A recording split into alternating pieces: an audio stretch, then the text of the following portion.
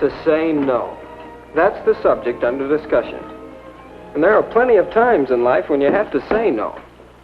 Fortunately, sometimes it's easy. Saying no to the time is simple as this. No. Well, thanks for asking me, but no. Yes, sometimes just plain no is best. But sometimes such a direct no would offend people, cause you to lose your friends, make you seem to disapprove of them. And if you just take a subscription for only 1 year, I can get that bicycle. Well, new suit, new hat, new gloves. Do you like them? Well, we're through with that guy. Yeah. Too chicken to pick up some dames with us. You're coming, aren't you, Johnny? Well, how can you say no and still keep your friends? Now, that's quite a problem sometimes. Well, let's sit in on a discussion of that problem. Come in. Here are some of my friends. I think you'll find they have helpful opinions. I'd like to present Marty and Lucy, Nora, and Howie. Hi, gang. Oh, and I'm Bill. Well, we're going to discuss saying no and still keeping your friends. But you'll see better what we mean if we get right to our examples. Marty, I believe you had an incident you wanted us to discuss. Well, Go ahead. Well, the fellows and I often stop somewhere for a snack after a game or after practice.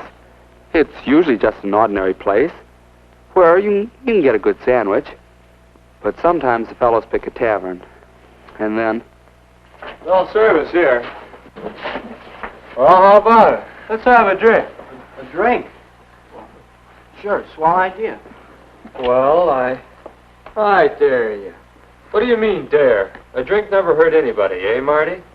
Well, Well, up, boy. I'll have a beer. Me too.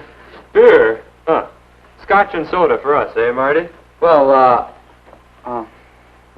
that's the situation. What can I say? 'Cause, well, I want to get along well with those fellows on the team. I don't want them to think I'm a drip. Well, couldn't you just tell them you're in training? Those fellows are supposed to be in training, too. Well, that makes it harder. No wonder we lost so many games.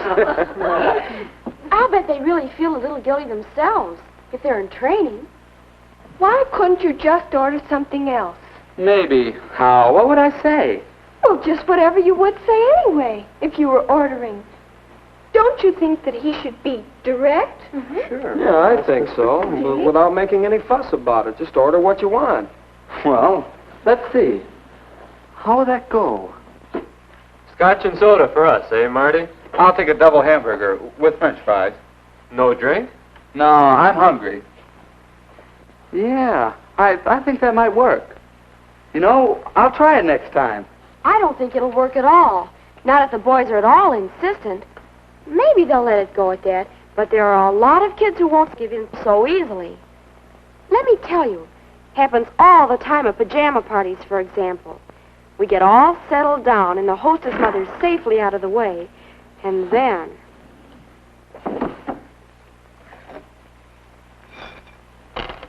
Boy, I'm dying for a smoke. How about you girls? Mary? Well, thanks. Nora? No, thanks. I've got some gum somewhere. Light?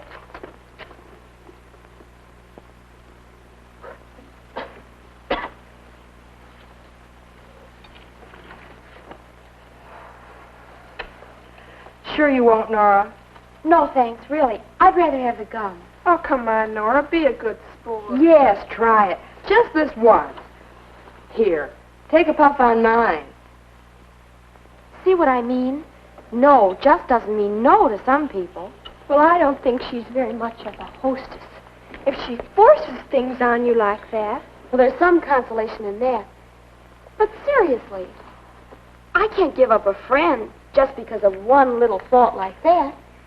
How can I say no and really make it stick? Why don't you try some parlor tricks?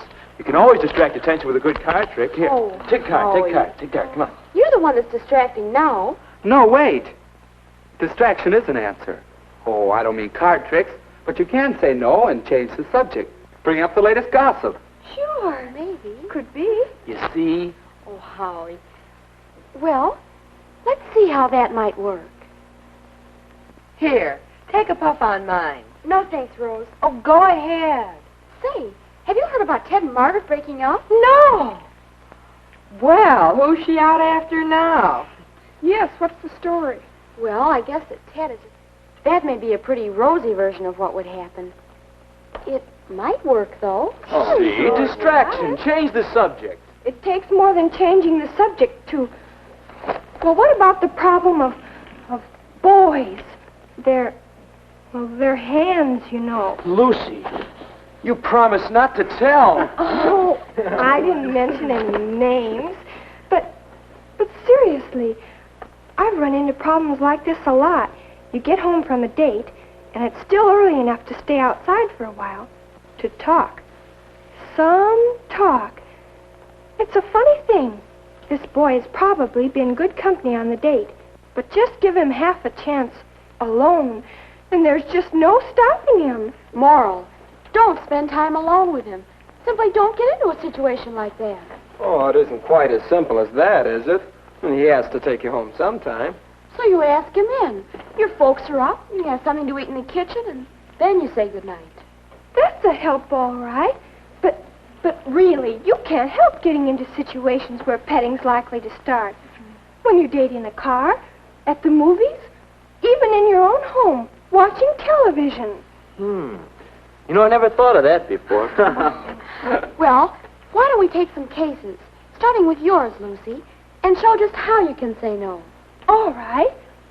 We'll say that this time I didn't plan ahead. And here we are, on the front steps. Tell me, what are you going out for in the track meet next Saturday? Oh, the relays, I guess. Oh, how wonderful. Or take the case of the girl who finds herself in this situation.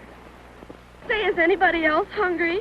How about it, you two? Couldn't we go someplace for something to eat? Just a minute. I'm not sure those are very good examples. That poor guy in the front seat of the car sure was mad. And the other But, guy... Bill, it's not easy, you know. Why, you have to have a whole bag full of tricks to handle situations because each one is different. That's right. And fellas react differently. Seriously, You? Serious? you girls seem to think it's always the boy who starts things. Oh, naturally. Oh, no, Lucy. Sometimes we're partly to blame. We invite a little attention. Goes on, and then it's hard to stop. There are times when it's up to the boy to say no. Some fellows seem to think that petting's, well, the thing to do. And some girls think that they have to permit it for date insurance. Well, each of us has to set his own standards, I guess. Yes, but those standards vary with a lot of things. If you really like a boy, you want to be close. You want to hold hands, maybe a goodnight kiss, and so on. It's the and so ons that are troublesome. But, well, I think the important thing is to know yourself and your standards. Know when and how you're going to say no, but in advance. Even then, it takes all the ingenuity you have. Well, I think we've cleared the air a bit. And we've outlined some skills in saying no and still keeping your friends. I think we ought to list them again and review. Yeah, what about it? Lucy? Try to avoid difficult situations. Howie? Distraction. Change the subject. Nora? Know exactly when you want to say no and be definite. Marty? And then say no. Friendly as possible, but still no. But don't be too preachy. Well, I think there are some good ideas here. What do you think? How about talking this problem over? It's worth some effort to learn how to say no and still keep your friends.